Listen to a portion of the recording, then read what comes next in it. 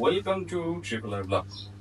আজকে কোথাও ঘুরতে যাওয়া না, কোথাও কোনো বাইকের ইনফরমেশনাল কোনো ভিডিও না। ড্রেস আপ দেখে বুঝে যাচ্ছেন যে আমি কি জন্য আজকে আমি আমার নিজের গ্যারেজে চলে আসছি এই ভিডিওতে।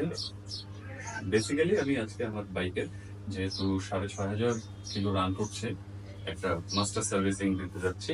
আর এই কাজগুলো আমি যেহেতু নিজেই পারি, তো আমি শোরুমে গিয়ে সময় নষ্ট করবো না।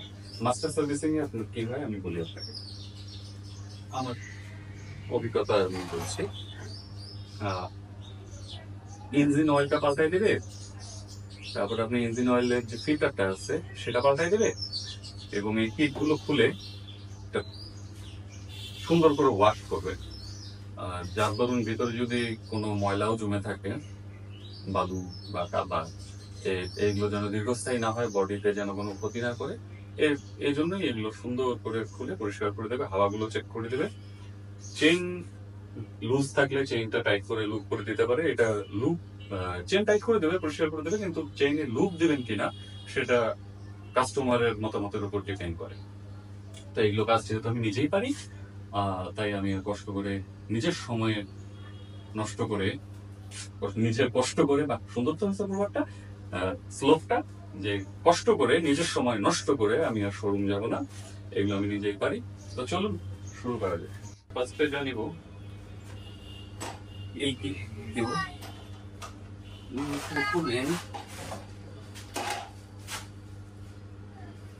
এটা খুলে দেব।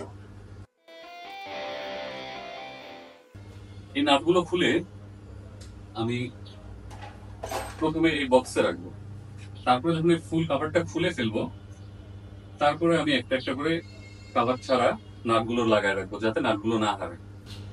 তারপরে আমি এই নাটটা খুলবো, আমি জানি না দেখা যাচ্ছে কিনা, তারপর আমি চেষ্টা করি এই নাটটা খুলবো।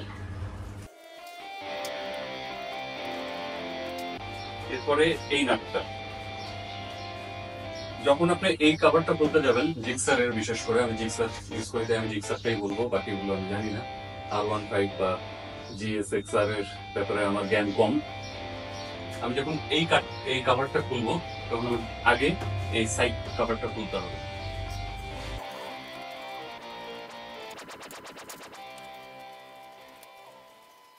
একটা কথা না বললেই না, নাট হারা, আপনি যদি নিজে করতে চান নাট হারাতে পারেন, কোনো সমস্যা নেই, কিন্তু এই ক্লিপগুলো হারাবেন না, খুব মূল্যবান, পাওয়া যায় না। এই ক্লিপগুলোতে খোলার সহজ বুদ্ধি হচ্ছে, আমি জানি না ভিডিওতে আসছে কিনা, এখানে একটা প্রেস করলেই আনলক হয়ে যায়। দেখেন এটা বের হয়ে গেল। এটা খুলে নিয়ে এভাবে লাগাই দিলেই লক হয়ে গেল।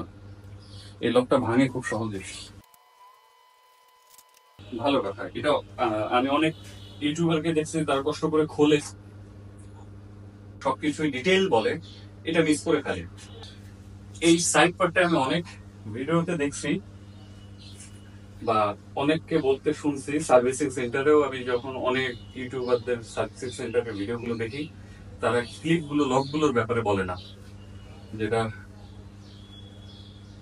আমার মতো যদি কেউ পার্সোনালি বাইকের যত্ন নিতে চান, এটা খুব ইম্পর্টেন্ট জানা। এই এই সাইড কাভারটা, এটা আমি এই পাশে টেনে খুলতে পারবো না মানে খোলা যাবে, এর প্রত্যেকটা ক্লিপ ভেঙে যাবে। তাহলে কিভাবে খুলবো? জাস্ট পিছনের দিকে আমি একটু সরাই নিই, সুবিধা হবে আমার জন্য।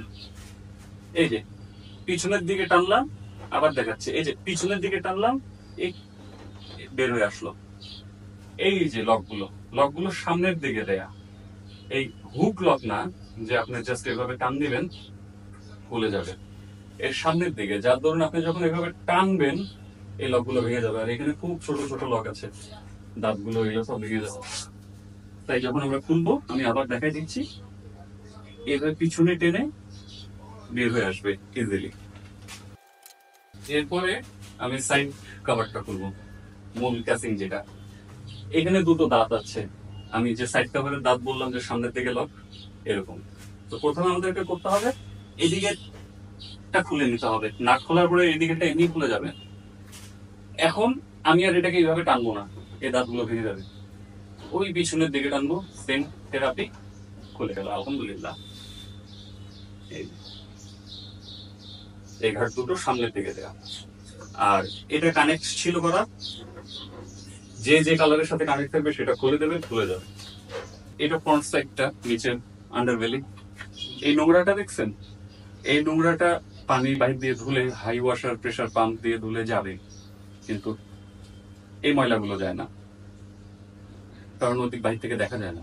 তেমনি নিচেও এরকম আপনার কাদামাটি থাকবে, যেগুলো বাইর থেকে ধুলে পড়া যাবে না। তাই যেহেতু আমার বাইকের 6000 কিলো 6500 কিলো রান করছে, তো আমি একটা এই মাস্টার সার্ভিসিং দিবই। 6000 7000 পর পর এরকম একটা ওয়াশ দিতে পারে, বা 5000ই ধরেন, তাহলে আপনার বাইকের ভিতরটা ভালো থাকবে। সেটা হচ্ছে এই পার্টটা যেভাবে আমরা খোলা দেখালাম, সেম ভাবেই দুই পাশের party same lock, same pattern, same nut, আপনারা ওভাবে খুলতে পারবেন।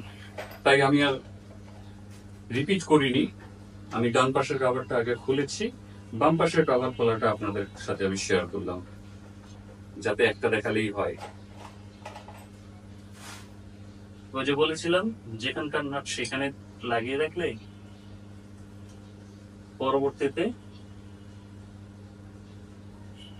আর ব্যক্তিতে হয় না যে আমার কোথায় কোথায় কোন নাট ছিল, যেহেতু আমরা এক্সপার্ট, প্রো লেভেলের এক্সপার্ট না। প্রথমেই আমি নিচের ময়লাগুলো পরিষ্কার করে নিব, কারণ এই জায়গাগুলোতে আমি জেট দেব। বডিতে আমি জেট ব্যবহার করতে একেবারেই সাজেস্ট করবো না, আমি নিজেই করি না, ওই শ্যাম্পু ইউজ করি, রংটা অনেকদিন ভালো থাকে। আর এইগুলোতে জেট ব্যবহার করার কারণ হচ্ছে এই ময়লাগুলো রাস্তার থেকে এমন ভাবে লাগে যে আপনি চাইলেও এটাতে শ্যাম্পু দিয়ে ওই পরিষ্কারটা করতে পারবেন না।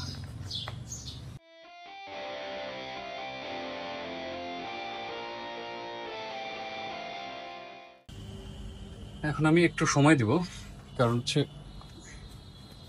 এটাকে শুকাতে হবে। শুকাতে মানে হচ্ছে ন্যাচারালি শুকানো না, মানে জাস্ট একটু পানিটা ঝরুক, কোনো জায়গায় নোংরা থাকলে পরে সেটা দেখা যায়। তবে আপাত দৃষ্টিতে বেশ ভালো পরিষ্কার হয়েছে আলহামদুলিল্লাহ। এই যে পানি ঝরে গেছে, নিট অ্যান্ড ক্লিন, মাশাআল্লাহ, সুবহানাল্লাহ। কষ্ট আমার সার্থক। আমি ওই পাশটাও দেখাচ্ছি। এই দেখেন, এখানে একটু সাদা সাদা ছোপ ছোপ আছে, এটা উঠবে না, এটা বসে গেছে একবারে দাগটা। এই জন্যই কাভার খুলে পরিষ্কার করা, আর সুন্দরভাবে পরিষ্কার হয়েছে মাশাআল্লাহ, ময়লা নাই। চলুন এখন আর সময় নষ্ট করবো না, সাইড কভারটা লাগাই ফেলি, তারপরে বাইকটা ওয়াশ করি।